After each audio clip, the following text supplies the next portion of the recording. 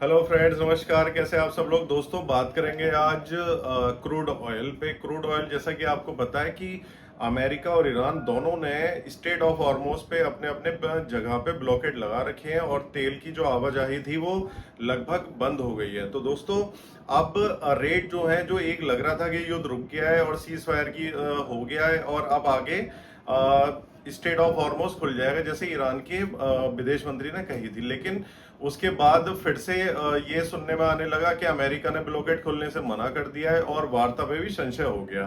तो दोस्तों, यहाँ पर ऐसा क्यों हो रहा है? दोस्तों, इसके पीछे ना जो कॉन्स्पिरेसी है वो मुझे समझ में आती है, वो मैं आपके साथ शेयर करना चाहता हूँ। आप जरूर उस पर अपने विचार रखना। कॉन्स्पिरेसी ये है, जैसे कि आपने देखा हो, गोल्ड हो, सिल्वर हो, जिंक हो या कॉपर हो, इन सभी के रेट बढ़े।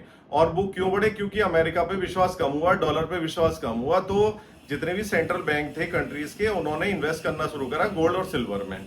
ऐसे ही आज की डेट में जब अमेरिका को ये समझ में आ गया कि पेट्रो डॉलर में कम व्यापार हो रहा है और जो मेरे यहाँ पे इन्वेस्टमेंट कर रखा है, अमेरिका में जो इन्वेस्टमेंट कर रखा है अन्य कंट्रियों ने, चाहे वो जापान हो या यूरोपियन कंट्री हो, इंडिया हो, चाइना हो या गल्फ हो, किसी ने भी इन्वेस्टमेंट कर रखा है, तो वो वहां से सेलिंग कर रहे हैं। किस में सेलिंग कर रहे हैं? उसकी ट्रेजरीज में, बॉन्ड्स में और बिल्स में।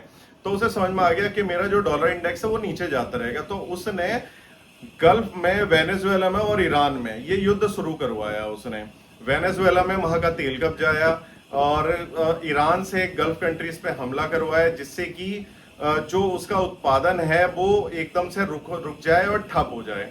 और अमेरिका जो अपना तेल बेच रहा है वो बेचता रहे और बढ़े हुए रेट में बेचता रहे। और तो दोस्तों, इसमें ना जब गोल्ड सिल्वर के रेट बढ़ गए, मेटल के रेट बढ़ गए, तो अब बारी थी क्रूड ऑयल की चलने की। तो क्रूड ऑयल बढ़ा। तो मुझे नहीं लगता अब क्रूड ऑयल बहुत ज्यादा नीचे आएगा। हमें इसी महंगे क्रूड ऑयल के साथ जीना पड़ेगा।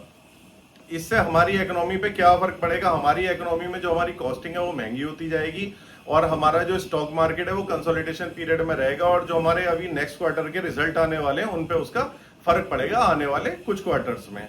तो दोस्तों, आपका इसमें क्या कहना है? कि जो मेरा अनुमान है, क्या आपका भी वही अनुमान है कि क्या पेट्रो डॉलर कम हो रहा था यूज उसका, क्योंकि चाइना का जो युआन है वो ज्यादा यूज में आ रहा था, तो इसलिए अमेरिका ने ये युद्ध वाली चाल चली? आपका क्या कहना है, जरूर बताएं। धन्यवाद।